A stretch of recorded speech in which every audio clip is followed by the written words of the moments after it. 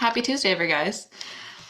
So if you don't know me, I am Dr. Paige Johnson. I am a second year internal medicine resident rising third. And thank you for joining me on this late evening to learn all about my favorite topic, the heart. So hold on. I got like 7 screens in front of me because I think I'm a techie, but it doesn't always work out to be that way. All right, I'm gonna move you guys over here so I can actually see what's going on. I also recognize some of your faces from my previous lives, so welcome. And to the people I do not know, it's nice to meet all of you. All right, cats and kittens, let's get going. So we're gonna talk about STEMIs today.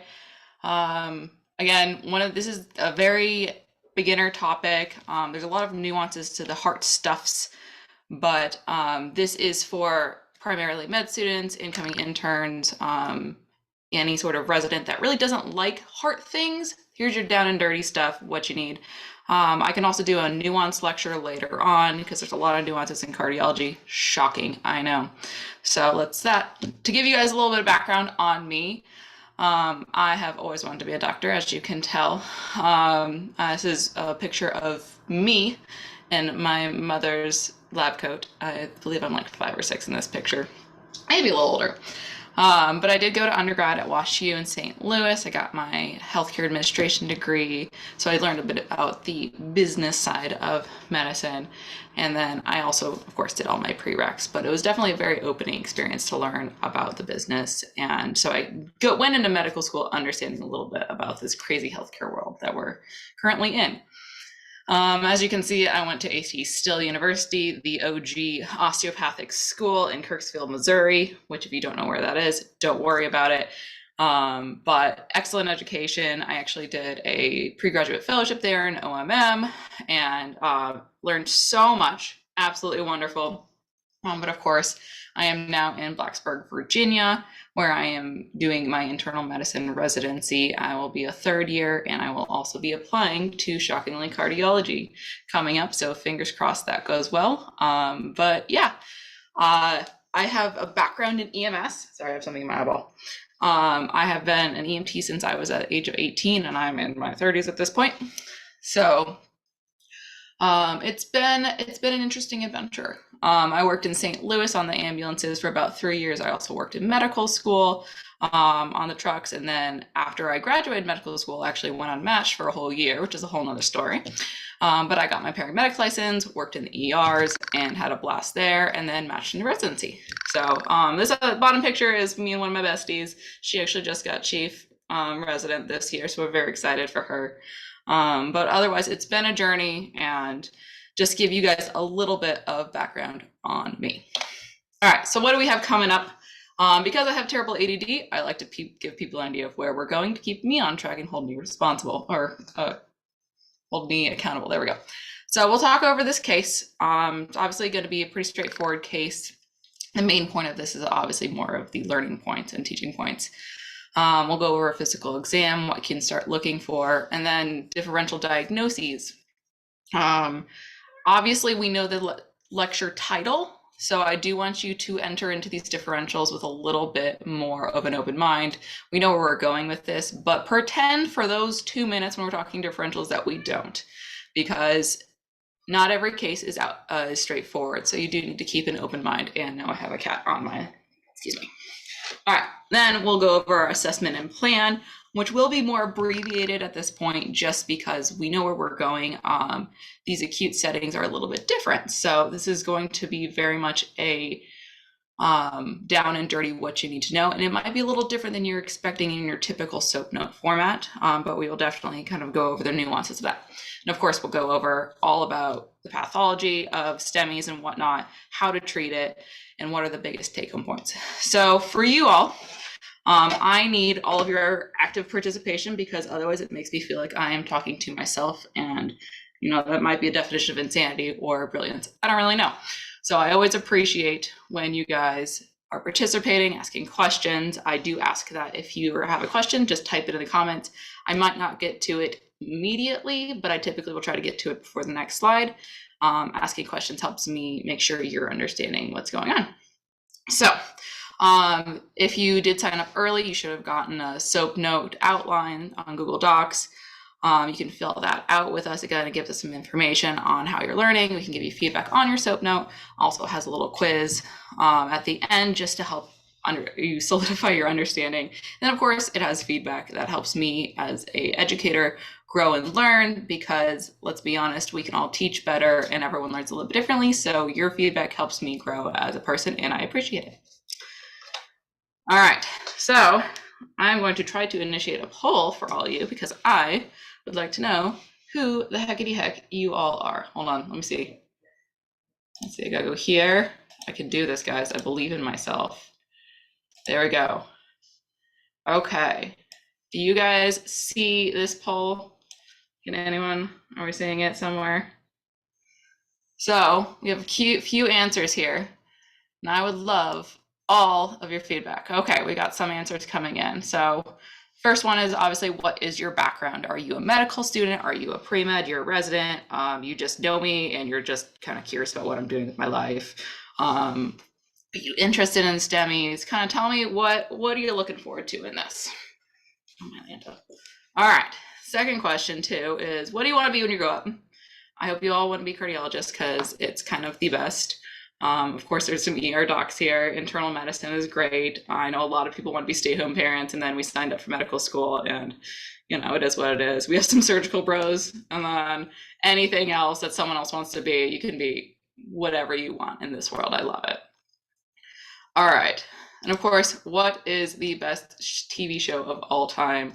We will have to look at the answers, I believe. Can you all see those? Apparently I can't see this. Again, I'm not the most tech savvy person, so we will be able to see this once I figure it out. It's all right. I'm getting old. It's how this works. But I do want to see what all of the best TV shows in all time are. And then, of course, what do you want to learn from this? I'll give you guys a little bit to keep filling that out and go over a few things. All right. And of course, I have my needy cat, and she will not leave us alone. I'm holding her, so I sincerely apologize, guys. All right. I just want to see your answers on the TV shows. That's really it. Oh, hold on. It's launching into another thing. I believe in myself. There we go. Supernatural is wonderful. Frasier. That's a pretty good one. Modern Family. More Experience. Best Ways. All right, so what do you want to learn? More experiences, different ways to approach different cases, anything really, diagnostic criteria, absolutely, absolutely, friend. Okay, so we got some great answers. So now that we've shared a little bit about each one of ourselves, let's get into the nitty gritty. Here's your SOAP note. Take a screenshot of it if you want to pull it up. If you're on your phone, you can type it. You can, send it to your Apple things. You kids know better about this technology stuff than I do. But that way you can start filling out SOAP notes along the way, and then we can get going. All right, and now it's time for our case.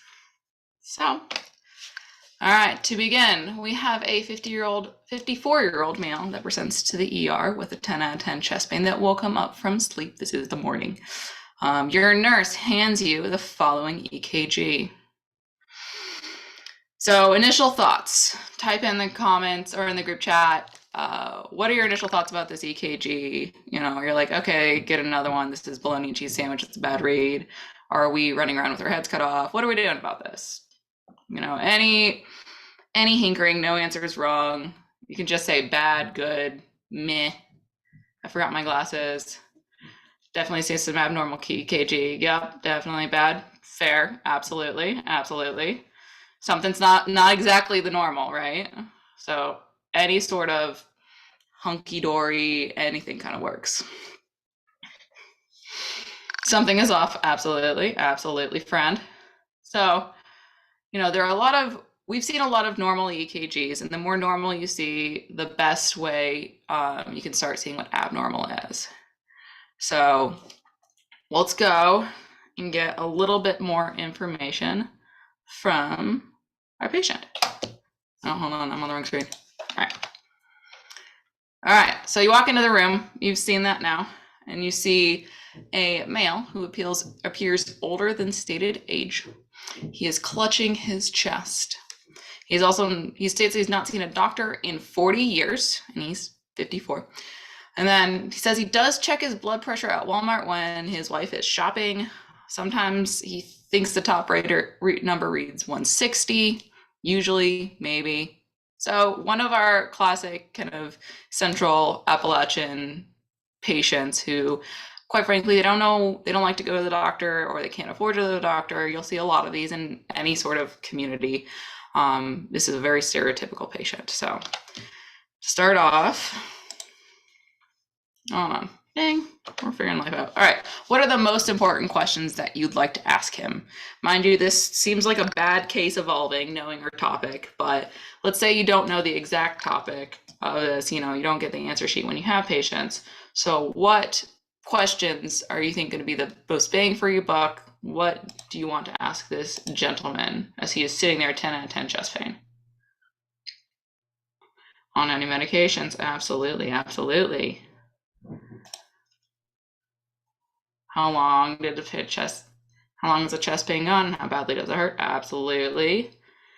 Describing the pain. Very good, very good. What else, guys? What else? There has to be something else.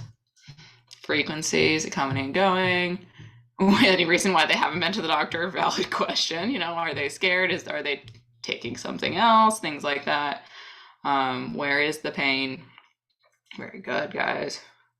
What else? Any other bang for your bucks? What do you think?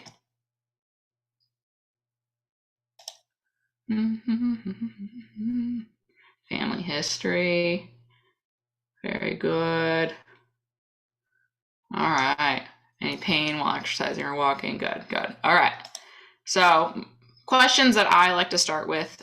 Some people have mnemonics that they haven't learned in medical school. I actually learned this one as an EMT, and it's never I've always stuck to it. I can't even remember what they taught us in medical school, but OPQRST is my favorite just because it's alphabetical. It works great. So what was the onset activity you were doing, the provoking factors, quality, radiation, severity, and time. All right, so for this gentleman, so onset, he was asleep, which is very important because if you have sudden chest pain while you're literally the most allegedly relaxed point in your living cycle, then something's off, right? He did walk into the ER. It was worse with exertion. It's pretty much been stayed constant ever since. Reports some crushing, squeezing type pain in his chest. It does radiate up into his left jaw. Rates it at a 10 out of 10, and it began 20 minutes ago. He lives close to the hospital and knew something was up and came pretty doggone quickly. All right. So moving on for other questions we'd like to ask him, starting with family history. Within its acute case like this, I kind of like the down and dirty. I don't need to know if your best friend's brother's cousin, you know what I mean? I want to know if mom and dad had a heart attack. I want to know if, siblings had any cancer, had any sort of other disorders, strokes, cancers, blood clots, things like that. So he does report that his mom is alive, has COPD and diabetes. He has no idea which kind, just knows she has a diabetes. His dad did die in his 50s from some unknown heart problem, just kind of randomly died. Doesn't have any siblings, so he doesn't have any other family history that he can report about. Surgical history, he did break his left clavicle when he was 18 years old, but hasn't actually had any surgery since, hasn't gone to the doctor, right? So how could he have surgeries? All right. Social history. So he drinks a 6-pack of beer on the weekends with his buddies. He does smoke a single pack of cigarettes a day, he swears, and then he does smoke marijuana once a week, and has never used any other drugs. So we'll take that at face value because, we like to do things. We like to believe people. We're not house, right? And then, what medications are you taking, of course? So he takes a multivitamin. Oh my goodness. Sometimes, but he takes ibuprofen. Otherwise, doesn't like taking medications, would avoid them at all costs. And that would be another reason why he doesn't like to go to the doctor. So another thing I do like to make sure I ask patients is code status. This is something that not a lot of medical students are kind of taught when they're doing their interviews, and I know that kind of hurt me when I was an intern because I was so in the mode of obviously you just go from this to this to this, and I would forget it. So do remember to like keep in the back of your head, ask about code status. If you are a med student, obviously your residents will need to verify it, but it is always nice to get practice in. And I'll tell you the way I do it, and I say the same thing with every single patient. And it becomes your go-to phrase. And so I walk in after we do a little bit and we get to know them. I don't try not to walk in and say it immediately. I say, all right, so I have a very serious question I have to ask you. Everyone who comes in the hospital gets asked this, no matter how old or young, healthy or sick. If your heart stops, do you want us doing chest compressions? And they say yes or no, or explain what that is. And then I say, all right, if you stop breathing, do you want me to put a tube down your throat and put you on a breathing machine? And those two simple ways, I mean, obviously there's a lot of nuances to it, but those two are the kind of the down and dirty code status, yes, no. You'll find your own way of explaining it to patients. I do find that understanding the down and dirty, yes, no, what are we doing CPR, are we doing intubation? You can have the nuanced conversations later, but in the acute setting, it's best to just kind of get the broad strokes out of the way. One thing I did learn kind of the hard way is I always ask for a surrogate decision maker too. So if you can't make decisions, who makes decisions in your place? And a lot of patients will say, well, I do. Say, well, if that's not the option, who makes decisions? And I've had patients say, well, you do. I said, that's not the option. So do have that question in there, because we have had those situations where patients didn't designate anybody and the next of kin on the chart was unable to be obtained. So it was a little bit of a chaotic situation. It's poor form. All right, moving on. Physical exam. So his heart rate is 90. Blood pressure is 92 over 52. He is 93% on room air, and he is breathing 20 times a minute. They swear and they count it. So his physical exam, I'm not going to read it to you. I'll give you guys a second, make notes of what you think is pertinent, what kind of stands out to you, and I'll give you guys a little bit, and I'll show you what I thought was pertinent about the physical exam findings. So we can just let you guys think over it, write down some stuff in your soap note. The BP is a little concerning, absolutely. It's not great, it's not terrible, it's not great. So make sure you're writing this stuff in your soap notes, because this physical exam, the review of systems, it is going to be very important. When we do these acute settings, review systems is more limited. You can kind of expand it out. I'm not talking about ringing of ears or anything. When a patient's having chest pain, you got to be very focused. But don't forget to do the whole thing. Gray appearance, not great, right? It's one of those things where you're like, ooh, that's the wrong color. And so, there's a couple things that are weird. Mild cracking, pupil edema. Yeah, so there are some not great findings, right? Concerning. So appears to be distressed. I do put that in my notes, because if you have a patient who says, oh my God, I have a 10 out of 10 chest pain, and they're just chilling, very different than someone who's like, oh my gosh, you just see it in their eyes. I usually put older than stated age if a patient seems to have lived a hard life, if you will, because that does kind of change a little bit of how you approach. If it's a rough 50 versus, they've taken care of themselves, always done veggies and triathlete, it's a little bit different, right?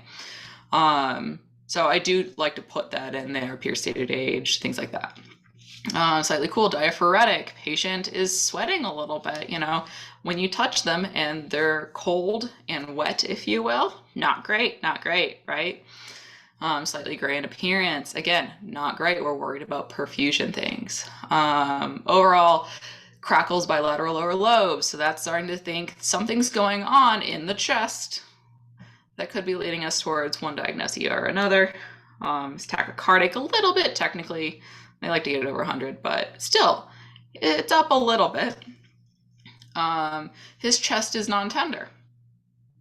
We want to make sure that this is not, he got hit in the chest with some baseball bat, like, his buddy got drunk and whacked him. We want to make sure that it's not just the costochondritis, it's something underneath. And then, of course, you see the pitting edema, once again, leading us down the road of something is getting backed up with the fluids, right? So, all right. So let's talk about differentials.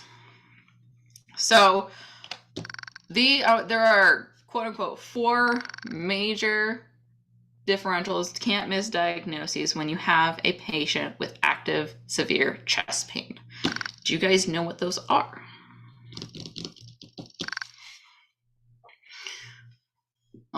You should know one of them at least.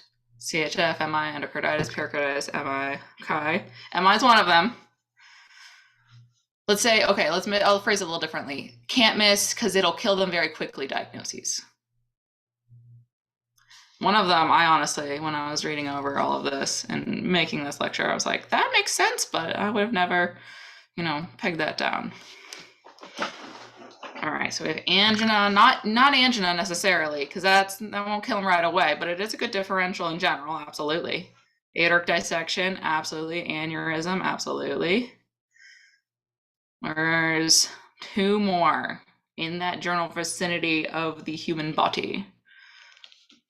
Pulmonary embolism, very good, very good. Cardiac arrest, well, he's alive right now, but you can't miss cardiac arrest, absolutely, absolutely.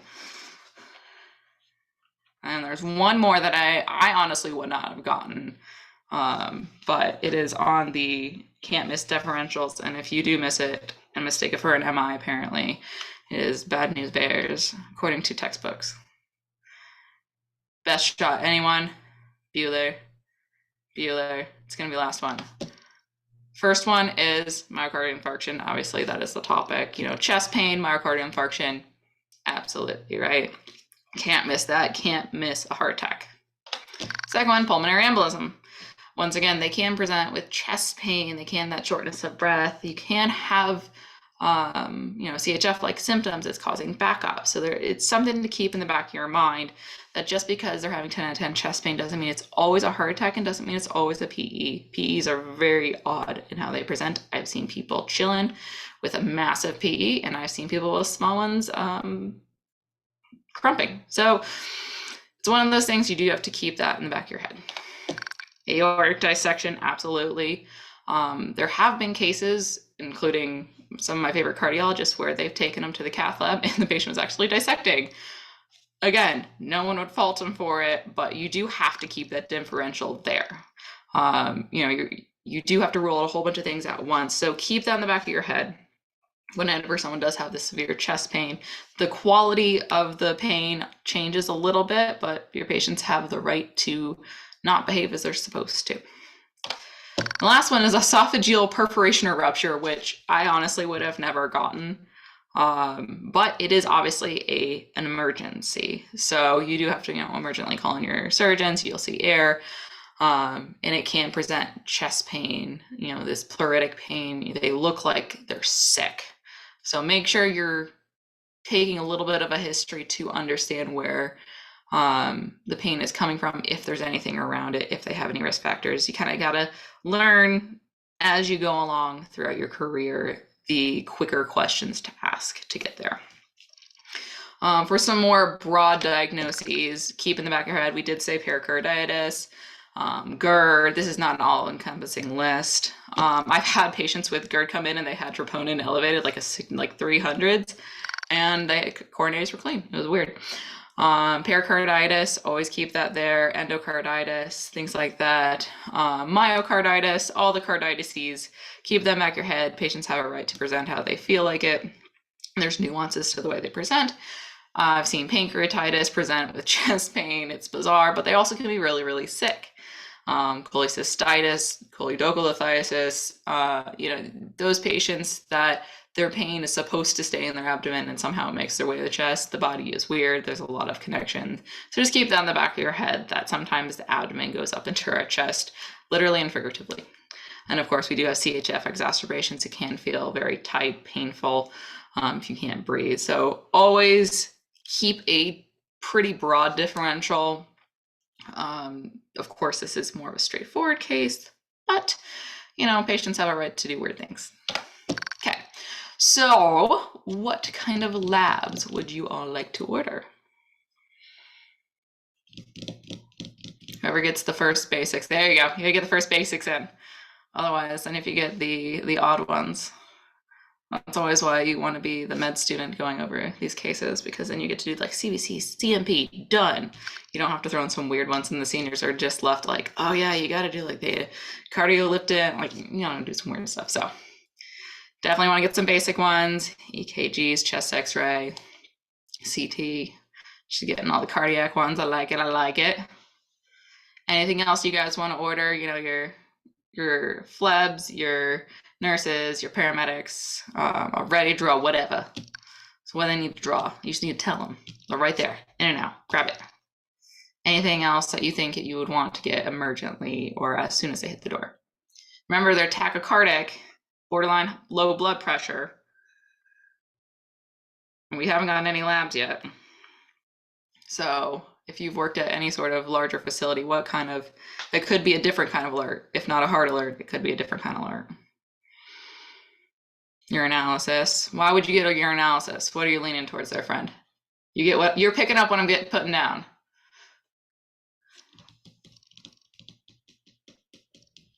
Renal function. That's fair. That's fair. What else could a UA show us about some sort of bacteria? UTI, absolutely. So if there's any sort of infection, so this patient could be borderline. I mean, the 90s heart rates is not technically within SIRS criteria, but some facilities, no matter what, they'll throw SIRS criteria. So keep in the back of your head that, again, you can have septic shock causing cardiogenic shock. So just, again, broad differentials, right? So these are in general what I like to grab: CBC, CMP. I do like to grab the trones. Sometimes I do like to grab the lactate. There's some debates on grabbing lactates in, you know, heart attacks or whatever, because what are you trying to get? Are you trying to get the perfusion studies of sort of different organs, or are we going after more of a sepsis picture? Some people like to draw some blood cultures, but honestly, down and dirty is what I like to get: coags. I threw the lipid panel on there.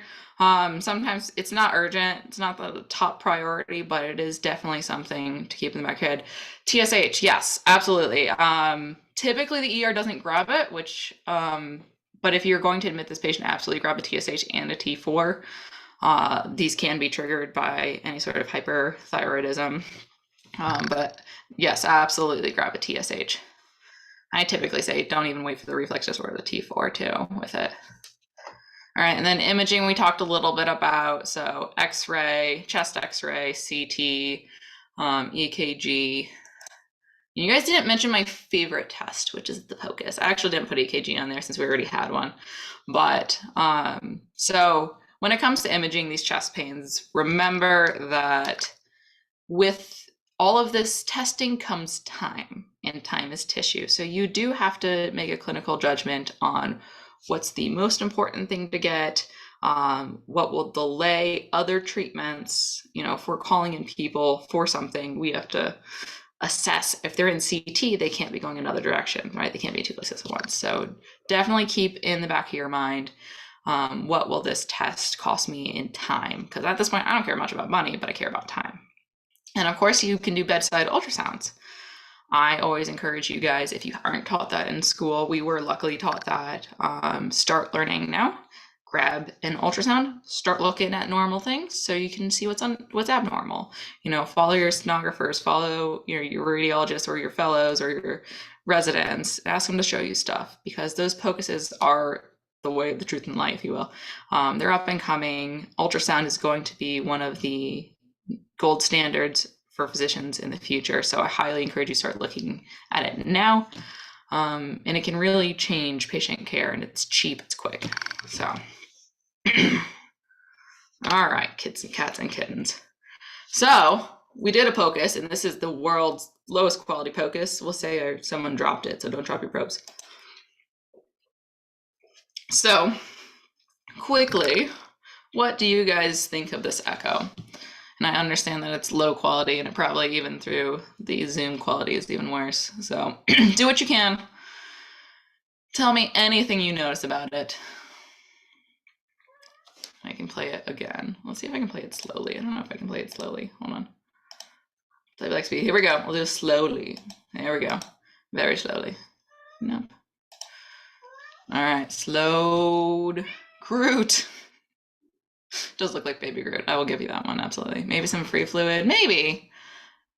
Not a ton, if anything. But there's a lot of space, absolutely. One side looks like it's not doing a whole lot, absolutely.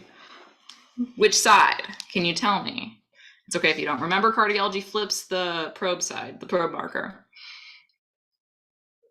And slow. Well, I did slow down the image, so it kind of is a misnomer on the speed. So because the probe's flipped, I think you're thinking the left side. It's on this side of the screen. So it's gonna be, that's all right. Hey, it's good. When I always make the joke that if you have a 50-50 shot, you're 75% chance you're gonna get it wrong. It's fine. Saying the wrong thing is not an issue. This is a learning environment. And if anyone makes you feel bad, they're poo-poo heads. And we don't like them. And they can't sit with us. All right, so once you've seen it nice and slow. So with this echo, hold on, let's get a good view. Give a second, wait for it. I just want you to see this atria. So this atria is huge, that left side atria, absolutely ginormo. And then the biggest thing when you're looking at echoes, when you're trying to assess ejection fraction, it's not only the squeeze of it, if it looks symmetrical, but if the walls are thickening. If they're not thickening because the muscle's contracting, it's like flexing a biflex, or it's flexing a bicep, then it's obviously not getting off blood flow. It's not a good bicep. It's not a good heart muscle. So it's a little bit worse. So you can see the outside squishing, but this part right here is not squishing so good. The septum's not squishing so good either. Again, unless you want to be a cardiologist, little things, and I still struggle with echoes. So it's one of those things where the more you look at. Now I did so kindly. No, next one. Oh, hold on. Let's see if I can do this. Why did it not go? There we go. No, go back. There we go. Did throw in a nice little chest x-ray for you. So we have a nice cephalization of vessels. So this is our patient currently, and you have some curly V lines, just a little bit of fluid. You have this fissure filled with fluid. You have this effusion, widened mediastinum, or widened heart shadows, all something to keep in the back of your head of when we're looking at someone that might be having some heart failure-like symptoms. And then this is another bad, scary sign you can see on chest x-ray. Can someone tell me what the big scary sign is for this chest x-ray? Anyone? Bueller? You guys might be too young for that reference.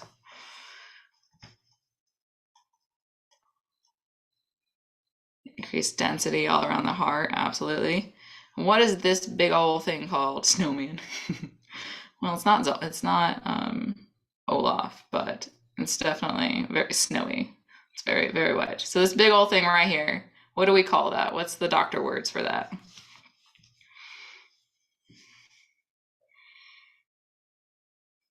This part is the middle, or the media. It's underneath the sternum. Sacrum. I think we're on the wrong end of the body, but we're getting there. Sometimes people have their mediastinum. Good. So is it narrow or wide? Wide, absolutely. So we have a widened mediastinum. For all you, was it Anki or Anki card users, what does that signify on chest x-ray? A widened mediastinum. This is one of those things that you'll see on every single board exam, I guarantee you. Think about it. If there's a lot of vessels behind here and they're getting really big, what happens when those big vessels get bigger? Aortic dissection, absolutely. So whenever you start seeing the widened mediastinum, start being a little bit more concerned about an aortic dissection. Absolutely. So just to give you guys kind of a differential, once again, we have, oh, wrong one. So more of a CHF like chest x-ray, you have fluid, all of these white little spiders. Chest x-ray shows more CHF like picture. when you have this widened mediastinum, think more aortic dissection. There's a little bit of fuzzies, but for the most part, this is just big. All right. So as we know, this is now a heart alert and also known as a STEMI. We're changing the names up a little bit because heart alerts can be a lot of different things, and we don't just call STEMIs because we'll call heart alerts for unstable end STEMIs and whatnot. But know what your hospital likes to call it, because at some point you will have to make that call, and the first time you do it, you will feel very silly, but you will get more confidence doing it. All right, so let's go over how we're going to learn STEMIs, just to give you guys a little bit of a heads up. So my main focus tonight is going to be on how to identify STEMIs. We'll go over a little bit about labs, but the two things I want to focus on primarily are identifying and treatment. Because it is an acute setting, because it is very rapid, we like to make sure that the treatment gets done very quickly, right? You got to go straight to cath lab. And so identification and treatment are the main priorities. I don't care what their A1C is, as long as I know what their creatinine is. And we'll get more into that, if you will. All right, so talking about initial symptoms. So people like to present in a classically unclassic way. So we always talk about chest pain. The joke that I love and I've heard throughout a lot of my career is classic means 25%. So your patients have the right to do what they want and to not read your textbook and just to do their own thing. Chest pain obviously is the number one symptom that people come in with, but it can be varied in severity, if you will. A lot of people come in with diaphoresis. They look like poo on a stick. They can come with abdominal pain. They think they're just having some GI bug. People can come with nausea, lightheadedness. We've had people come in after they fainted or just felt fatigued. So people will present with all sorts of wonky symptoms. I had a guy come in who hiccuped with his heart attacks, and that was his sign. So keep an open mind when it comes to these kind of things, and do a little sleuthing. Atypical symptoms like to present in certain populations, just statistically, or maybe because they like being unique, who knows. But older patients typically will present with atypical symptoms, more fatigue or shortness of breath, not necessarily acute chest pain. I've had people show up where they just said, I just had this sudden onset of shortness of breath, and that's it, that's all. And you think, oh, PE, but they're having a massive STEMI. So again, keep an open mind. Diabetics like to present atypically because the deposition of the glucose in their nerves dulls that pain, like it does in your hands and feet, but it can do it everywhere and anywhere. So keep that in the back of your head. If they're a really poorly controlled diabetic or just, an average diabetic, it can present with atypical symptoms. A lot of these studies were done on men for typical heart symptoms, and unfortunately, women were not heavily studied and now are currently being more studied, but the women will present with atypical symptoms because they weren't studied. That's really it. So keep it broad perspective. Women are more likely to be diagnosed with anxiety than a heart attack. So if a stoic woman who never seeks medical attention comes in saying, I feel extremely fatigued all of a sudden, or I feel, this pressure in my chest, and it happened to be during like Thanksgiving or something, think of a stereotypical female anxiety provoking situation, just make sure, because if it's definitely a stoic woman who never comes in, that is 10 out of 10. I know Dr. Glockenflecken makes a joke of, did this guy finish the fence or not for farming? And if they didn't finish the fence, it's bad. Same thing with women. Just understand who they are and don't dismiss it. Always treat it like it's the real thing. Patients with known obstructive coronary artery disease also like to be very weird. So they like to do their own thing and just kind of present. Sometimes they'll have typical symptoms, but I've had patients not have their typical chest pain and they come in with a heart attack and you're like, this wasn't your normal thing, but it is what it is. All right, so going into the ECG changes, we start with myocardial insult. So you'll see a rise in troponins. You might see some EKG changes. You might see them kind of go back to normal. It can be caused by multiple things. So it might not necessarily be an acute heart attack. Once the tissue starts to become ischemic and they have the reduced blood flow, you'll start to see some T wave inversions, T wave non-specific, ST changes. So it's something that a lot of paramedics are taught. As soon as you see like chest pain, inverted T waves, start to get worried. Obviously, take a whole picture of the patient and understand what you're going after, because T wave versions in themselves are not solely diagnostic for a heart attack, but it is curious if they're happening and they're not normal.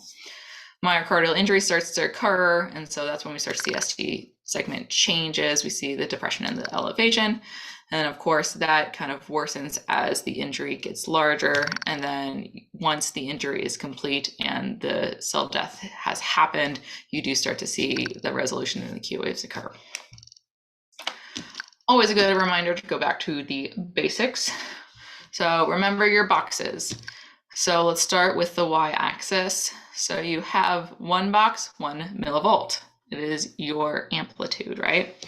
So 1 to 1, 1 millivolt, 1 box, 5 boxes, 5 millivolts. That's pretty straightforward. And that's going to be your bare minimum knowing what the boxes mean when it comes to diagnosing an ST elevation. Just as a reminder too, the x-axis is not 1 to 1, which can be kind of frustrating if you don't memorize it.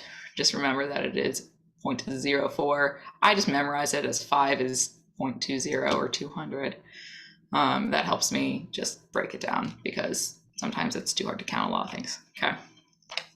All right, so let's talk about what's actually an ST elevation. Finally, we're getting there, I promise. All right, this is the literal AHA definition of a STEMI. So ST elevation should be present in at least 2 contiguous leads. So contiguous does mean they share a common anatomical border. They are not necessarily next to each other on the ECG. I did struggle with that a little bit when I was first learning these. Just remember that it's anatomical locations, and we'll go over that in a second. So the odd ones that change with age is V2 and V3. So in men who are older, greater than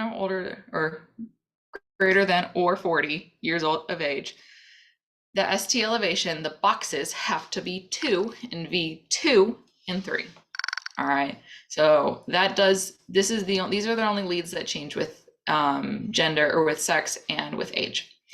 So men, 2 is the bare minimum if they're older, 2.5 if they're younger, under the age of 40, because we see a lot of early repull, especially in the male population. In women, if you have any elevation that in V2 and V3 that's greater than 1.5 millimeters at any age, they call that a STEMI. So just keep that in the back of your head, because a lot of people like to accidentally apply the male standards to women. So please just keep that in the back of your head. And this is biological. I don't know if they've done a lot of studies on intersex. That would be a good question to ask. I'll figure that out and see if I can post about it later. All right, and then of course, in any other lead, it is 1 millimeter, which seems kind of low, but we'll go over kind of the way the elevation should look and whatnot. And this, of course, has to be a whole picture thing. If you just have 1 millimeter of elevation in one lead, doesn't count, right? You have to have it in at least 2 leads that are on the same side, and you have to have symptoms that make you curious, right?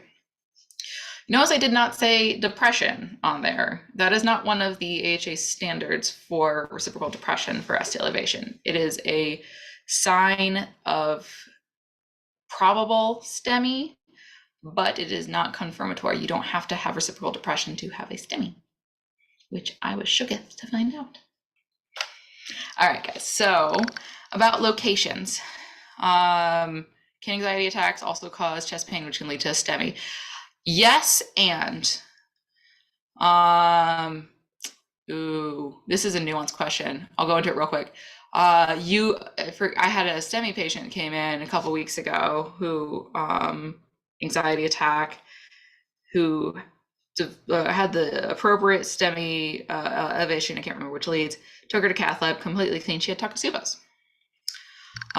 So they can absolutely cause anxiety, can absolutely cause ST elevation, causing all of these things. The definition of acute occlusive MI is technically a thrombus. There are nuances to it, but treat it as a real STEMI, and let the cardiologist kind of define any other things. So, all right, now onto location, which is one of the fun tricks that I like to pull. Not everyone will know locations, which is okay, but otherwise, the easiest way to do it is I try to think of where you're looking at. All right. So for inferior leads, which is kind of more the back lower part of the heart, which kind of sits above the diaphragm, you have 2, 3, and AVF. They all kind of go down here, right? So they're all kind of looking up, like little cameras at the bottom. I think we all have seen Dubins, right? Then we have the lateral leads. I like to think of the left lead, like left and right leads, as just that, left lead, right lead. Flip it because I'm on camera. But I also like to think of lead 1 as the one I hold in my left hand, which is ironic because EKGs were made by men deciding they were going to put their hands in water and measure electricity. So it's kind of a fun little thing I think in my head when I think of lead 1. It's an ADD trick. If you can't follow it, don't worry about it. Just remember lead 1 is in your left hand, and then the left attenuated lead is to your left shoulder. Right attenuated is your right shoulder. Okay. So with that, that'll say if you're on the left side of the body, you'll see the lateral side of the heart. So same thing with the precordial leads. With V5 and V6, it's underneath the armpit. You'll see them, if they're right there and they're staring at it, you'll see the lateral side of the heart. So for me, that makes a lot more sense than just memorizing it. Some people just like to memorize, and that's your prerogative. All right, getting on to the anterior parts, V4, V2 through 4, obviously they're right here in the main part of your chest, so they can get, my cats are going crazy, so they can get a lot of the septum in the anterior part of the heart. So if anything's going on with those, I get a lot of concern of, major occlusions of the LED, also known as the Widowmaker. So those are kind of, they're all scary, but it's one of the big ones.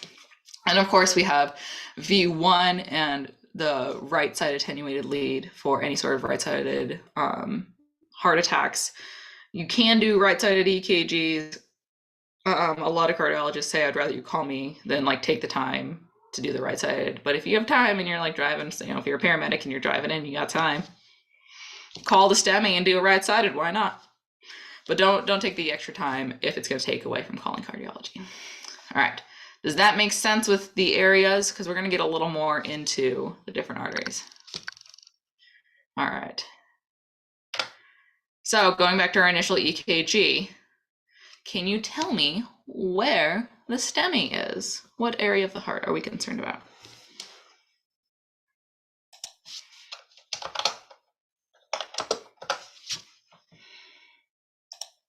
What do you guys think?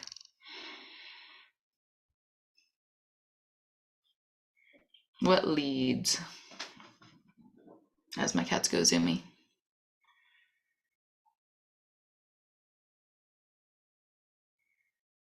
Thinking. What leads are you worried about? And then what would those leads lead you to believe the area is the area of the heart that's in trouble? That was a really bad pun, but I'm kind of proud of it. I'm not gonna lie. What do you guys think? V3? Absolutely, positively. So you see it kind of goes up. And so we got, I know the boxes are impossible to see on the screen. So this is a male, right? So we're going for 2, but look at all that. This not only goes up the point, but so does the actual ST segment, if you will. So we do have to keep an eye on all of it. The J point is not the only thing we can take a look at. U1 and U2, those are V's. It's an older EKG. I think that's what you're getting at. No, you're good. It's an older EKG, and so I think they just, some engineer designed the typing on it. You're good. Those are all V leads. So you got V1, 2, and 3, 4, 5, 6, and that's attenuated V, or lead L, and attenuated VR. So no worries. All right, so we got V3. What do we think of V2? I think V2 is Gucci. It's normal. Ain't no thing but chicken wing. Also concerning, absolutely, friend, absolutely. So we got elevation in V2, V3. Any other elevations, depressions you guys think? Anything else?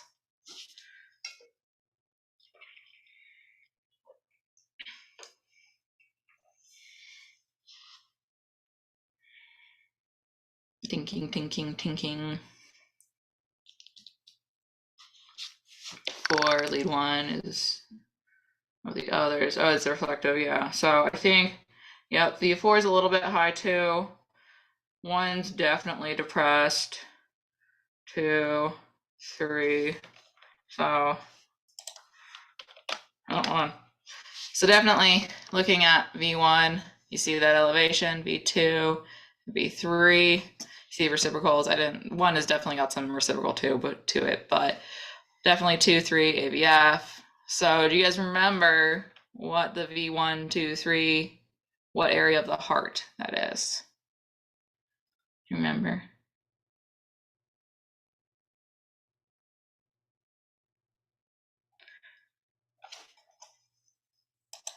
You guys remember? Maybe the front. Absolutely. This is a scary one.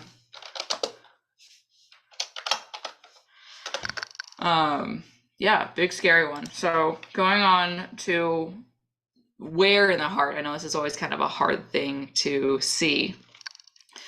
The anterior leads always signify kind of the anterior septal part of the heart. So V1 and V2 can do the septum, where the kind of the LAD runs down. You can see that. And then 2 through 4 can signify the anterior part of the anterior wall, I should say. And of course, if you look directly behind it, your posterior leads, I'll take a look at those, posterior, inferior, are directly behind it. So if you see depression in those, the reflection of what's happening in the front. Just like when you have a posterior MI, your front ones look depressed. There's a couple of nuances to that we can get into in a different lecture. So getting into depression, what we're talking about, a lot of people will talk about ST depression is equivalent to an ST elevation. So what does that mean? Because I've definitely seen some weird stuff happen with, oh, hold on, go back, depressions. So the definition of concerning ST depression is new, that's a very big one, horizontal or downsloping ST depression into, of course, contiguous, they love that word, leads that are greater than 0.5. So it's a smaller amount for depression. So there's more likely to be elevation to depression. Depression is a bigger issue, if you will. But they also specify the horizontal or down sloping, and that's what this is. So the shoop downwards or a flat, those are more concerning than an upsloping. So a lot of times with the upsloping, people kind of attribute that to repolarization issues. What else did they call it? They called it something else, I can't remember. But the upsloping is not as concerning because it is for the repo. That's wrong. My brain just control deleted. You're good. The upsloping, more likely like an early repol or something along the lines. Obviously, it's a depression, so it's a little bit different, but we're not as concerned. So the downsloping horizontal, big caveat with those depressions, you got to have at least those qualifiers. You can also have a prominent T wave. You'll hear a lot of cardiologists talk about the hyperacute T wave, which allegedly looks different than a peaked T wave. And every EP will tell me so. And you nod your head and agree with them until you've seen about 200 of them. And I've seen maybe 20.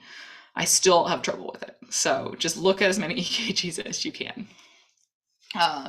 So you also do have to have a prominent T wave that's big, and it has to have a prominent R wave. And then of course, you got to remind yourself what an R wave is. It's the first upward deflection after the P wave. You can have a Q wave and then you have the R. It's anything that first upwards.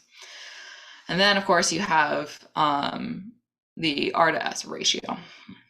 We have depression with an R to S ratio with a huge R with a tiny S, and chest pain. All of these are accompanied with kind of the picture of a chest pain.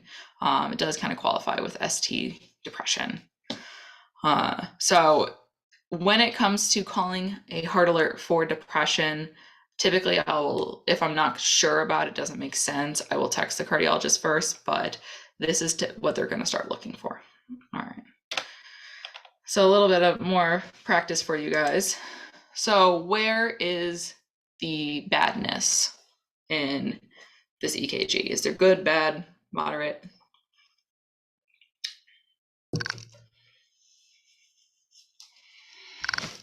And I know I'm talking a ton, and we're gonna kind of hustle through the treatment options. This is also obviously a recording, and I think they post it somewhere on the website. I'll have to find that for you guys. So you can always go back to it, play it over. Because I know it's getting towards some people's bedtime, so feel free to come back and see it later. And you know, you can always rewatch it over and over and hear my lovely explanations of things. So, all right. So we got depression and V3. Yeah, you got a horizontal, absolutely. V4. Yup, absolutely. What do you guys think about V1? V2, downward depression, absolutely. V1 has some, you know, flattening there. You have a little bit of elevation in 1, 2, 3. You could try to make a case for. AVF, you could try to make a case for. I would make a case for AVF. So when I said, click. So V1, V2, absolutely. V3 and V4, I don't know why I didn't circle it, but absolutely I agree with you guys. Big ones, 2 and AVF, you see some elevation, you can make a case for V1 too. All right, and so where do we think this heart attack is? If we go back to, go back there. If we go back to our little thing. So we have 1 or 2 in AVF with depression in 1 and 2. So 2 AVF, kind of inferior, posterior, and then depression here. So it's probably more like a posterior inferior. Okay. So because we have depression in the anterior, remember when you have depression, it's most likely seeing the reverse of it. When you have depression with elevation, does that make sense? When you have solely depression, then I would call that the heart attack. But if you have ST elevation with reciprocal depression, then call the elevation the heart attack. Does that make more sense? Pick it up what I'm putting down. I'll give you let you guys look at the, hold on, let me look. No, go back. There you go, you can look at it again. So you see how you got the depression here, but you also have elevation. So this is where you want to call the heart attack. And these are where you want to call the reciprocals. Does that make more sense? A little bit. All right, let's go over some common mimics real quick. Of course, digoxin toxicity, we're all taught this. It's a good thing to get history, understand what they're on. They kind of have this weird, almost downsloping depression. So once again, understand your patients and their history. Pericarditis, diffuse ST elevation everywhere. If you can't figure out where the heart attack is because it's everywhere, it's probably pericarditis, but you still have to do all the things. And then we'll talk about early repol real quick. We won't get into the debate of left bundle branch blocks. For your testing purposes, a new left bundle is a STEMI equivalent. There's so much debate on it. You can go into Scarbosas, modified, all that jazz. I'm not here to piss off EPs and cardiologists because I would like to be one. But it's a very interesting debate when you get them going. All right. So early repol is something I always messed up on when I was last year. But to keep in the back of your heads, so this is the criteria, but the biggest part of early repol is the shape of it. So in the situation. So the happy face, the droop, is much less concerning. We call that most likely early repol as opposed to the convex face, the sad face. All right. You'll see this a lot in young kids, people who, you know, are just healthy individuals. So I'm less concerned about this happy face. You'll also see this notching, which is a good indication that's most likely early repol. Again, you also have the happy face. You can see how this notching kind of progresses. So you can still see it in V4, 5, and 6. More likely is early repol. All right, so let's go over labs real quick. We have to talk about troponins. I don't care if they don't have a troponin. I want you to draw it, let's be clear. But if their troponin is 7 and the scale is 75 is the start of it, I don't care. If they're having a STEMI and chest pain, the troponin to me is a moot point. The troponin at that point is cute because it will get better. So if their troponin results and you're like, oh, it's only 5, but they're having massive chest pain and they're having accumulations, don't worry about it. So the only lab the cardiologists give a crap about is the creatinine because they will be giving contrast. You can try to do lactic acid about how bad it is, but once again, any cardiologist in the STEMI situation, all they care about is what's the creatinine. Maybe they'll care about the hemoglobin if they had a low hemoglobin, but most of the time it's what's the creatinine. They do have a Mayran score, just for all you gunners out there and you want to impress somebody. So the Mayran score is basically how likely are we going to cause acute kidney failure in a patient who has any sort of renal dysfunction.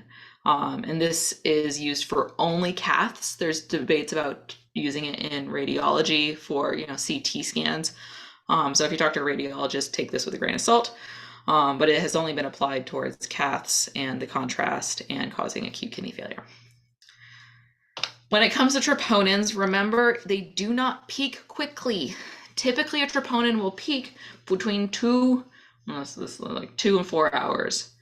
So I honestly don't care if they come in immediately. He's 20 minutes into this, our patient, hypothetically, is 20 minutes into this. This troponin's not going to be up very much, most likely. So you still have to get it at the 2-hour and the 4-hour mark. With these high sensitivities, that's why we're catching more, but you still have to keep them. A single negative troponin does not rule out a heart attack. 2 does in 2 to 4 hours. Okay. Another thing, we're not really ordering CKMBs anymore, which is really sad. It is the purple one. See how fast that rises. We can get that and it drops real quick. So your troponins are going to stay in your body. I was reading this wrong. This is not hours. This is days. Ignore me. Troponins only rise in 2 to 4 hours. They will peak within, it depends on how big their heart attack is. Anyway, but the troponins you still have to trend, but will start showing up between 2 and 4 hours. You really do have to get it within that window. They used to draw CKMBs because those would peak and drop so quickly. They could tell if someone was reinfarcting. A lot of times it's more expensive to get those in hospitals now. So while they are more sensitive for a reinfarction, hospitals are saying, well, it's not worth it at our hospital to send out, so we don't even bother with it, because at that point, just get the troponin. So something to keep in the back of your head, 1 negative troponin does not rule out a heart attack. All right, meat and potatoes of treatments, getting into it. So going over definitions real quick. Door time is the moment that patient walks through that ER door, period. That's when the clock starts. The first medical contact is another starting point. So it can either be when the emergency personnel gets on scene and touches Bob on the forehead, I'm here. Or when they first interact with a nurse. What is it? The first interaction. Balloon time is the moment that balloon is inflated and nothing before. I don't care if you see the lesion. Until you get a balloon into the lesion and open it up, that timer does not stop. So if a cardiologist is rushing you, that is why. So, and PCI, percutaneous intervention, is the actual treatment portion of the cardiac catheterization.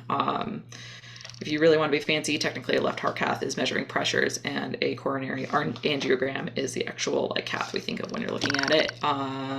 You can really impress cardiologists if you say that there's a difference between the two of them. So let's go over timeline real quick. So it all depends on if you can or cannot do a PCI. Well, not you. Well, hopefully you in the future if you want to be cardiologists. But if you can poke them and get a balloon in there, then your treatment strategy changes. But if you can't, then you have to start figuring out, do we get them to the facility that can do the PCI, or do we give them fibrinolytics, which I had not heard of before I got to residency. I didn't know you could do this with STEMIs. You can. Very fascinating. So let's say you can do a PCI. So within the first hour, if you're not at a PCI center, you got to transfer them. Look at this. Within 90 minutes, if you're at a PCI center, if you're not, if you got to transfer, it actually bumps up to 120 minutes. And then fibrinolytics, if you cannot get them to a facility in under 2 hours, under 120 minutes, that's when you start considering giving fibrinolytics. Okay. Next. All right, let's talk about if you can. So if you're at a big facility that can do PCIs, what do you give your patients? Immediately. And I mean immediately. If I didn't get that, it's immediately. You have to give them aspirin. So aspirin is the #1 thing that has been shown to decrease mortality and heart attacks.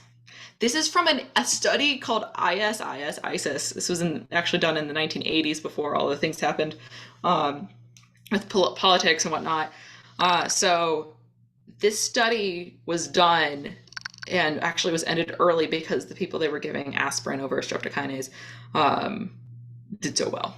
So we haven't repeated it because there's a whole ethics thing to it, but for now, from what we can tell, aspirin is the one thing that decreases mortality. So always give them aspirin by any means necessary. That means rectally if they can't swallow. Okay, just as a heads up. So, loading with a P2Y12. That is a fun debate. Typically, I say load them at that point unless you have CT surgery at your facility. Because if you don't have CT surgery that would be able to do a bypass, it's going to take a while to get them there anyway to transfer, so just load them. So clopidogrel, Plavix, ticagrelor, Brilinta.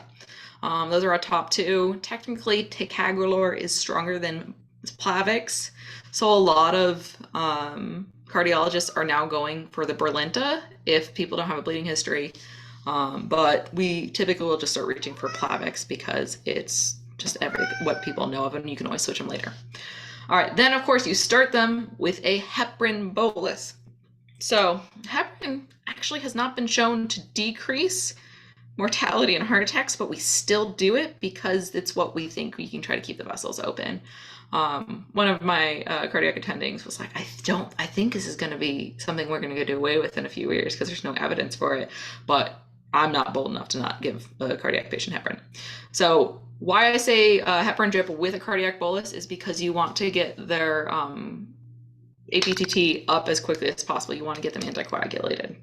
So that's what that bolus does. It quickly gets them there. And actually most boluses that we give them aren't even half the bolus that they give them in a cath lab. So you do want to immediately order a heparin drip. Even if the cardiologist is running down the stairs, just order it, have it ready, and they can DC it in the cath lab if they don't want it, but they will need some sort of anticoagulation. Try to get your statin on board as soon as possible. Now, of all the things, it is not the most important, but if they can swallow when you got a little time, get it on board. They want it on board within 24 hours, and the same thing with an ACE or an ARB. So get it on board within 24 hours. Every once in a while you hear a cardiologist say, don't give the ACE or ARB because they don't want it to bump their creatinine and make their numbers look worse. But the 24-hour mark is pretty standard. So if their creatinine looks fine and their blood pressure is fine and they don't have any allergies, try to give it to them. Even just a baby dose of it works. All right, talking about beta blockers. Beta blockers are shown to help in heart failure, but if they're having any sort of bradycardias, hypotension, they have some sort of block, obviously don't give it to them if they have normal contraindications for it. But the sooner you can get a beta blocker on board, the better. Nitroglycerin is a great choice if your patient's not hypotensive. So like with someone like our guy, he's 92 or 52, something like that, a little bit too scary, don't give him that. But let's say you have a patient who's 150 over 80, his blood pressure is going to be fine. Give it for that ongoing chest pain. It can vasodilate things. You can also give it for hypertension. You can also do a nitro drip.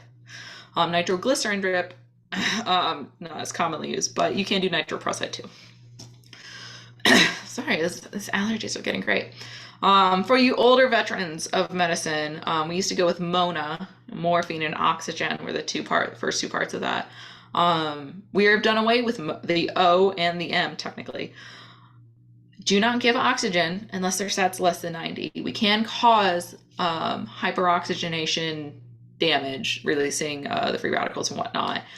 to the heart. We have shown that when you hyperoxygenate people, you can actually harm them. So too much of a good thing can be too much of a good thing. And of course, the new kid on the block is the SGLT2 inhibitors. Empagliflozin, there's dapagliflozin, Farxiga, and Jardiance. Any sort of heart failure at this point used to just be reduced ejection fraction. Now we're saying any heart failure. So definitely this guy, he got signs of heart failure, the crackles, the edema. He's got some cardiogenic shock going on. He's not having good perfusion. Absolutely, you can give it to them. Of course, it can lower your blood pressure a little bit. So maybe if they're in full shock, not the best option. But if you can get them on board with heart failure, absolutely do it. These SGLT2s are showing great benefit to patients for long term. Of course, can't give it to them if they've got repetitive UTIs or if they got crap kidneys. All right, now, so all of those things you keep in the back of your head.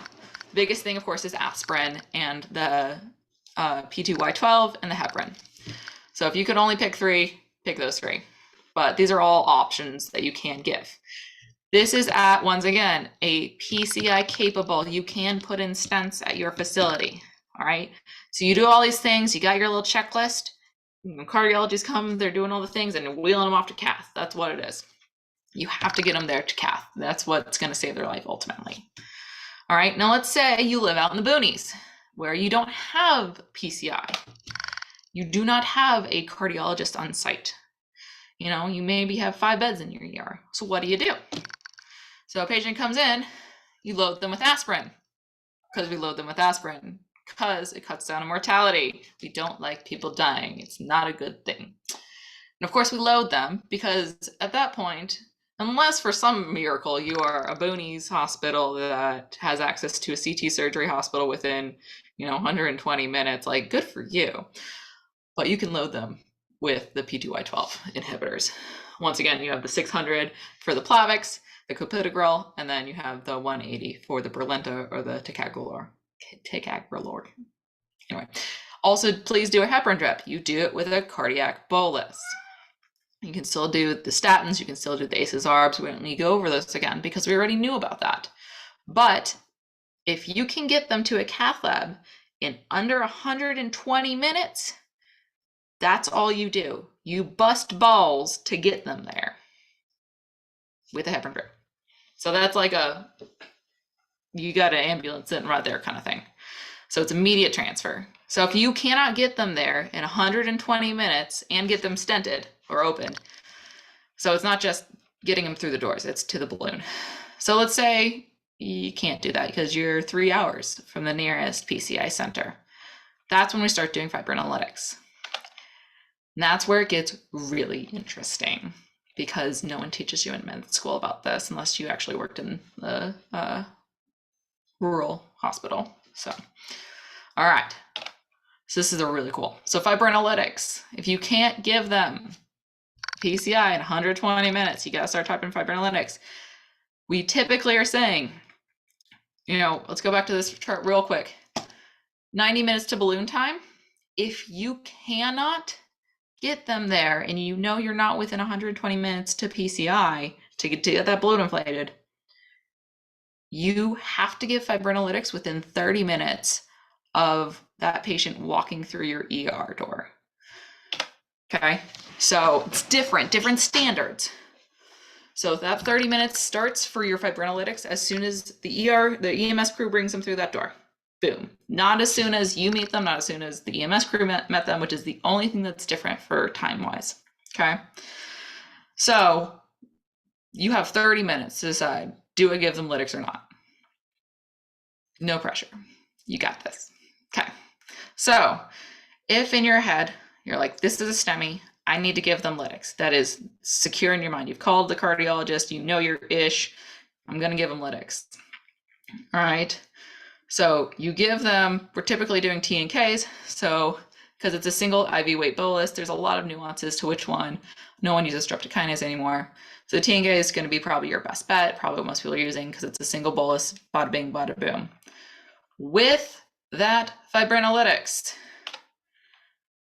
No, we talked about that. We did because we're rushing through this. So this is the easiest way to do that, T and K. Push for T and K at your hospital. It's a lot easier. Okay. With the fibrinolytics, absolute contraindications, relative contraindications. Basically, absolute contraindications, big scary things. Most recent bleed, you know they have an AV malformation, if they have any sort of malignancy, known stroke within 3 months, it's ischemic, active bleeding, periods don't count. I did have to put that in there. Hypertension is an absolute contraindication. So it's one of those things, use your best judgment with absolute contraindications to try to get that information if possible. Relative, poorly control hypertension, get it under control with your own meds. Hypertension on presentation, get it under control. Ischemic stroke greater than 3 months, your best judgment. Traumatic or prolonged CPR is a really, really, really big one. So if you think giving them lytics because they look like rough from the CPR, maybe it's not the best idea, but let's say they got 10, 11 minutes and they look pretty good and they're young, why not? You know, one other big one, if they take Eliquis, if they take rivaroxaban or Xarelto, that's not a contraindication. It's not an absolute contraindication for fibrinolytics. So just keep that in the back of your head. Just because they're on blood thinners doesn't mean you can't give them fibrinolytics. Okay. Pregnancy, you can technically give it. That's a whole another story, and I'll let the OB-GYNs kind of go more into that. All right, so you've decided we're giving fibrinolytics. Guess what we also give? Aspirin. Always give aspirin. Aspirin, aspirin, aspirin. It's just what we do. Just cuts down on mortality. One thing you learned from this, give them aspirin. Load them also with the P2Y12. This is where it changes. So with the clopidogrel, the Plavix, it cuts it in half. It's the 300 for younger people than 75, and then you do just a 75. That's the loading, is the 75, which is the normal daily dose, okay? And then Brilinta's the same. You also start a heparin drip with a bolus while you're pushing fibrinolytics. It's a lot. It's a lot. It's a lot. So you do have to give some sort of anticoagulation with the fibrinolytics. Remember, they do work on different mechanisms, but it's terrifying. So if someone's at high risk for bleeding, typically they'll say give them heparin, because Lovenox, the enoxaparin, has a higher risk of having some sort of bleed with it. Also with the heparin, it's a quick on, quick off. You know, you turn it off, it's kind of, the half-life is technically 30 minutes, so but it's a lot easier to stop the heparin than to fix, undo the Lovenox bad things. But I know my initial gut reaction when I heard heparin bolus with fibrinolytics was like, oh no, oh no, no, no. It's what you do. Remember, they're working on two different mechanisms, okay? And I've seen it work really well. So the other part, again, same things, statins, ACEs, beta blockers as needed, still do your thing. So the other part of it is if you receive a patient, you are for some reason now the receiving end of fibrinolytics patient that has gotten heparin or Lovenox. Lovenox, we'll say. The Lovenox is a special loading thing. Well, you can kind of look that up in your own time. But let's say you get that patient who's been loaded with Lovenox and gotten the T&K, the fibrinolytics. The next dose of Lovenox is due in 12 hours. That's when you start the heparin. Now, by the guidelines, you're supposed to do some fancy labs that, quite frankly, any rural hospital will never be able to do. And even though we are a PCI center, my hospital even wouldn't be able to do them in timely fashion. So 12 hours. All right, but you have to get it on board because that patient can reinfarct. So please, please, please understand exactly when they gave Lovenox and time that heparin to like literally be turned on at that point. Don't be putting in the order late. Put it in, tell the nurses, start it. You know, if they got the Lovenox at 7 a.m., heparin starts at 7 p.m. Okay? Don't delay. It's a lot. All right. And of course, we're talking over all this treatment. We're like, but what about my chest x-ray and the echo and the CT and all these things? Again, if all of these things are happening, if you're like, this person has a heart attack, this person has a STEMI. My cat says they do. That was perfect timing. Do not delay care. Get them to the cath lab. That is going to be the one thing that will save their tissue. Sif agrees. She's actually probably wondering why I'm not in bed. We're finishing up, guys, I promise. So get your echoes as much as you can, get your chest x-rays as you can. But again, if that's going to delay care, I don't care about it as much unless your cardiologist wants it. Again, sometimes you only have one x-ray tech at night, and they're off on the floor dealing with a code and they can't come down to the ER to deal with your STEMI. It is what it is. Don't hold up care because you can't get something if you know that this patient's having something cardiac. All right. And when we had the STEMI that came in, that was actually a dissection, you can tell you got to still rule out the STEMI, but do keep a broad differential. If blood pressures are weird in each arm, perfusion's good in the upper body, but not the lower body. Again, keep an eye on things and do a good physical exam. All right. So I saw one of you wants to be a cardiovascular surgeon, which 10 out of 10, I highly encourage, is pretty dope. So this is kind of your guidelines. Take a screenshot of this about, are they going to get a PCI? Are they going to get a CABG? So, which is really hard because sometimes you get yelled at by the surgeons because you loaded them with Plavix and it's awkward. They got to wait for it to wash out. It is what it is. But when people are trying to get PCIs, think of the less complicated cases. But if you have little Pawpaw coming in, he's got, tons of stents, he might be a good case for a bypass and not necessarily a PCI. There's a lot more to it with nuances. We can get into it at some point. But keep that in the back of your head. Is this someone that might need a bypass? Just mention it to the cardiologist if you're calling them. But most of the time they'll just say load them, unless you actually have CT surgery on site, which at the place I just worked, we did. And it was really cool because we actually had a guy on the table that called CT surgery like he needs a CABG now. And they just okay, took him straight in. It was really dope.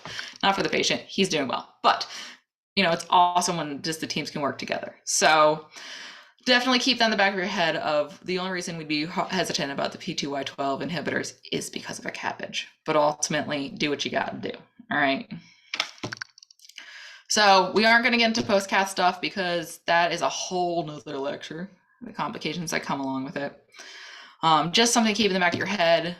They will need to be monitored at bare minimum for 24 hours. The cath site, when the sheath gets removed, you have to hold pressure on it for like 30 minutes.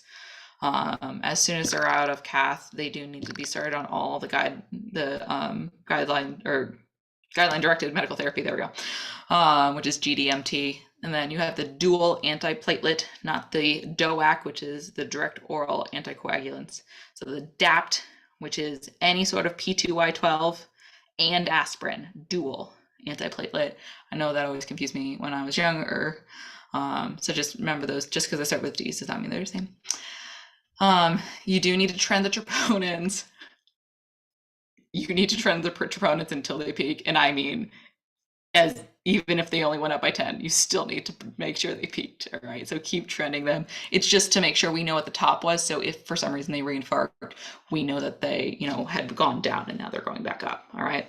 You do need an EKG in the morning after. Remember, you're going to get some PVCs. You're going to get non-sustained VTAC. As long as they are they are terminating, we're okay. Patients may have a little chest pain discomfort, but severe chest pain is not normal. So again, keep an eye on that. You do want to keep their blood pressures under control. And they might need a secondary PCI a few days later. They might not get to go home if they have a lot of bad disease. In summary, we're getting there. Early identification is the first and essential part of survival. All right, knowing your EKGs. I use Life in the Fast Lane to look at EKGs. I actually grabbed some of these from Life in the Fast Lane. Look at more EKGs, follow up on EKGs that you call so you can learn. The more you identify, the earlier we can get them. I've seen some people identify them when like the STEMI was like big. Oh, and they saved that person's life. So learn your ish when it comes to those and have a high spidey sense when it comes to them. Okay, I'd rather you call it and be wrong than not call it and be wrong, if you will. All right, aspirin saves lives. Get that aspirin on board ASAP. All right, now we're talking about prevention versus actual STEMIs. What the prevention part is a whole nother topic we'll get into, but aspirin saves lives when it comes to STEMI. Get it on board. Make sure the EMS crews know to get it on board. That stuff is the lifesaver of all of this. Know what your facility has, if they can do stents, if they can do fibrinolytics. Sometimes your nurses aren't qualified to do them. You have to have a specific nurse there. Sometimes you have to have a specific provider there. Know what your facility can do. Just start asking. Sometimes your attending should know, but sometimes they have a lot going on. So if you want to ask the charge nurses, the house supervisors, they're always really helpful. I find nurses in general are amazing to talk to. So just ask around, start understanding what your facility can and cannot do, what medicines they do and do not have on board. Sometimes they don't have heparin in the ER and they have to mix it. I've seen some crazy stuff in my day.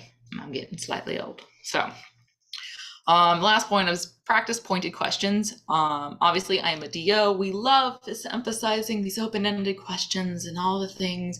And I love that. I love motivational interviewing. I do love talking to my patients. Obviously, I'm a talker. But in an emergency situation, I don't care about their second cousin in that moment. In general, I do. So ask them very pointed, what's the chest pain like? When did it start? Don't give them this wishy-washy, any heart attacks in your family, any strokes in your family, do you smoke? There is no, give them very pointed questions, because again, if you spent 20 minutes talking to them and they need 30 minutes to get them into cath lab and then another 20 minutes just to get them to the vessel and to start, figuring out where the lesion is, and they've already spent 10 minutes outside, that's what, now we're at 80 minutes, you have 10 minutes for maybe a complicated balloon. Don't do that to your cardiologist. Pointed questions, which is hard sometimes when you're learning. So as you're observing other people do things, I think the best part of being a student and sometimes being a resident is taking a step back and absorbing all of it and saying, okay, I totally like that. I like that style. Oh, I didn't like how they asked that. That was a major no, I don't want to do that. So you get the joy of judging other people, and then you get to put into practice what you judged other people, all right? So keep that in the back of your head when you're seeing all of these things happen. This is all practice, it's all reps. Get those reps in, don't shy away from it, because the more you get exposed to it, the more comfortable you get. And you're allowed to make mistakes, especially in a teaching environment. That's why we have attendings, all right? That's why we have all these people around us to help us. So ask your seniors, ask your attendings, and start learning. Good resources for you guys. So we have the American Heart Association, great for guidelines. They have little bullet points, great to go through. Life in the Fast Lane, 10 out of 10. Love that website. I learned tons from it. Brilliant people are on it. Of course, you can do the Journal of American College of Cardiology. They're fabulous. We love cardiologists, at least in my household. And they always are publishing the guidelines and whatnot. They should be publishing new STEMI guidelines coming up, which I'm very excited about. The most recent ones are in 2013. So hopefully the new ones have a couple new things that can give us more information. Maybe some new upcoming things. There's not a lot changed. Other things, if you like podcasts, EM Crit, any good EM, IM, critical care, adrenaline junkie loves EM Crit. I love EM Crit. 10 out of 10 would recommend them. The big one is for you guys who are coming in as interns or med students, EM Basic. It is podcast, but they also have a manual on their site. So if you type in Google EM Basic guidebook or manual, something like that, it should pop up, and it's like a 90-page PDF. It's completely free, and it goes through chief complaints, and I'll give you the best questions to ask, kind of probable diagnoses, best tests to order. And if you ask all those questions and you present all of those labs that it suggests to your attending, you're gonna look brilliant.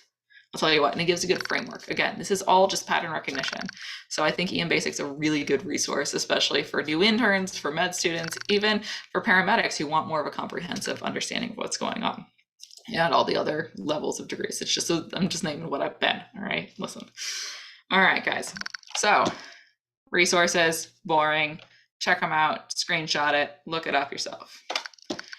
Remember, this is a picture from my med school white coat ceremony in 2016. That's my mother, who's also a physician. That this journey is long and hard, and you got this. All right, so keep your head up. So thank you for all of your attention. If we have any questions, I know it's late. I'm more than happy to hang out. It's past my bedtime, but I'm happy. You know what? I love this stuff. So please ask questions. You're welcome, friends. And of course, if you guys have any other questions and you just want to get going because you're sleepy, which is fine, shoot me a message on Instagram. Motivate MD has also a ton of resources on their site, so you can also shoot them messages. They know how to get a hold of me.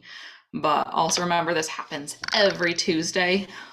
We have some awesome things coming up with our lectures. They also have really great personal statement guides. Applications are always crazy. So just understand where you're going with your personal statements, because I messed up on mine. So having a guideline is always great.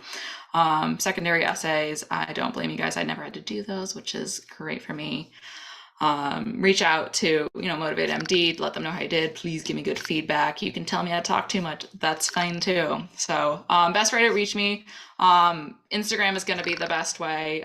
My handle is gingerdoc_do. I am typically a ginger when it's not dark outside. I'm on most social medias like that. I'm also, you can email me, paigejohnsondo@gmail.com. And I can have Motivate MD post some stuff on it too, and then send out an email to you guys. If you have any questions, just interested in cardiology, have some feedback, let me know. I'll try to give more lectures. Also, give me ideas for what you want to hear. But thank you so much for all your time. Get some sleep, study up, and rewatch this on video if you have any other questions, all right? The quiz is up on this if you want to get an email or a certificate of completion because you're fancy. Please answer the questions. Hopefully I taught it well. And if I didn't, complain about it so I can teach it better next time. And then of course, check out our Google folder. Thanks guys so much for your awesome attention. This is an absolute pleasure. Get some sleep and always remember the heart is the most important organ. All right. All right, guys. Have a good night.